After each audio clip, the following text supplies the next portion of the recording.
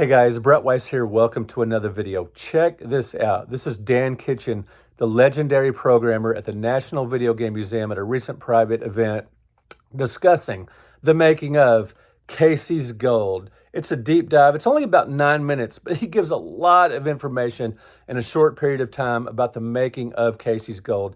I see Dan Kitchen periodically at gaming cons because we're guests at a lot of the same shows across the country. Super nice guy, great guy, and he gives a great speech here on the making of a brand new, pretty recent Atari 2600 game. Yeah, Audacity Games, legendary programmers making new games for the 2600. So yeah, check it out. And he's joined by his brother, Gary Kitchen, and the legendary David Crane. So check it out, guys. And there's Dan in action signing my copy of Casey's Gold. Awesome. I appreciate it, Dan. Of course, Brett. Thank you.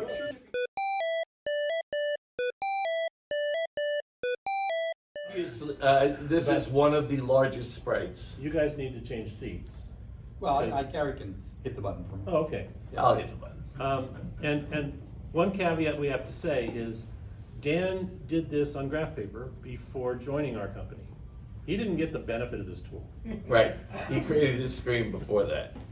We all know this wonderful game, which has gotten rave reviews from the public. We're very proud of the reviews it's gotten. My favorite one is a very esteemed, well-known game designer who will go unnamed. Posted something, he's one of my friends on one of the social medias, and he said, it's finally the weekend, working my tail off. I have the newest PS5 game that I've been waiting to play. Why am I sitting here and playing Casey's Gold for 5 hours? He says the answer is I can't stop. That's as good as it gets. Yeah. All right, Daniel. So I'm going to take you through one of the biggest sprites in the game, and one of the things I did early on was my locomotive.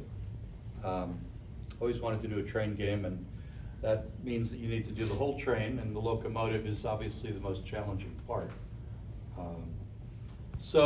As Dave mentioned earlier, we have this playfield, and there's all the playfield columns, but if it was copied or reflected, you'd see two cabs, or you'd see cab and some of the structure, and a cab and some of the structure.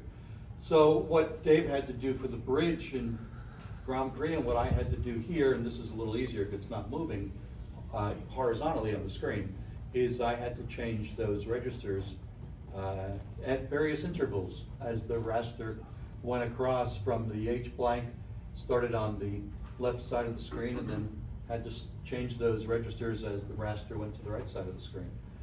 So what I did first is I put together on graph paper what I thought would be the essence of the locomotive.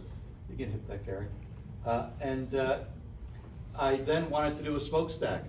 Now, I didn't really have the ability to do really fancy sprites that were overlaid because I had Casey as one of the sprites.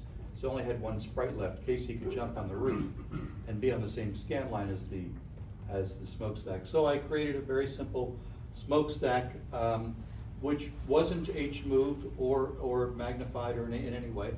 But that was just an 8-bit image that I was able to put there at the top before the code ran into the playfield for the engine. You can hit that, Gary. Thanks. Just go. Beep, beep, okay. And then I wanted to put some color in, but obviously a black locomotive doesn't have a whole lot of color. So that made my life easy too. I didn't have a whole big color table to change as the raster went down the screen. So I added a simple roof on there that Casey could jump on and run on. Beep. And so now I started to do the harder part.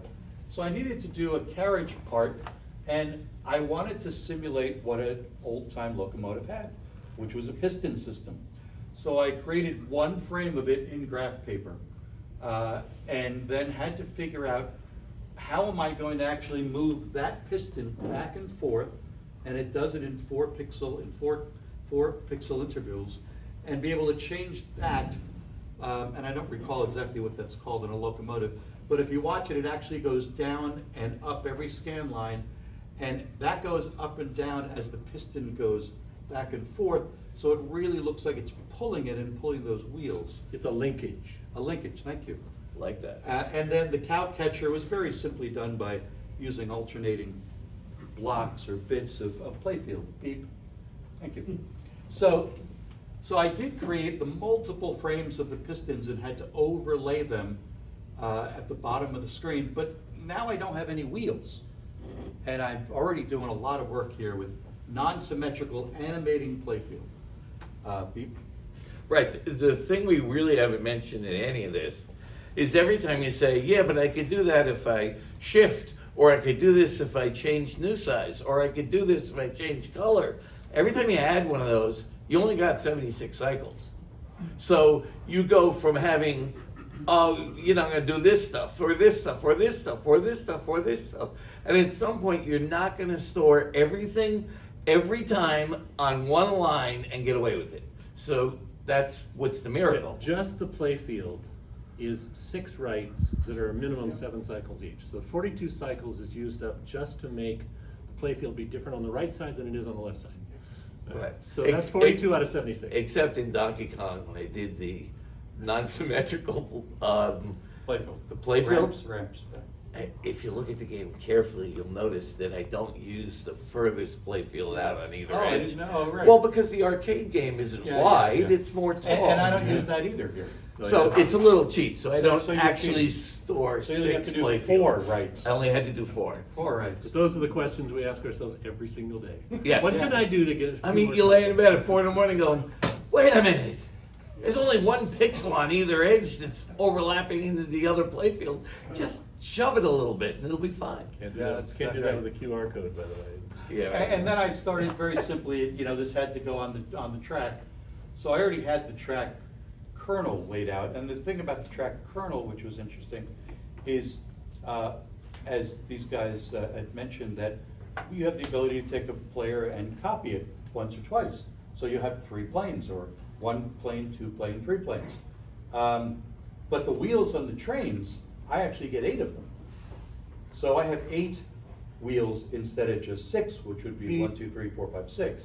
So I do a little, that isn't shown here in the locomotive, but in the boxcars, I actually am able to put 8 wheels on the screen. And I can do that by doing a trick to hit the reposition register at various times along the scan line to fake the machine to say, stick another 1 or 2 objects that shouldn't be there.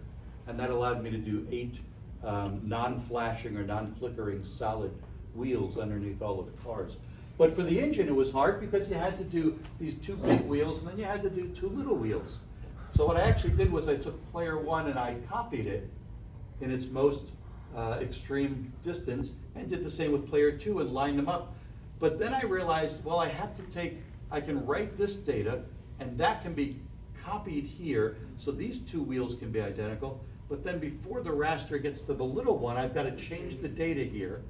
And I did that for the little wheel, and then I do it again for player 2.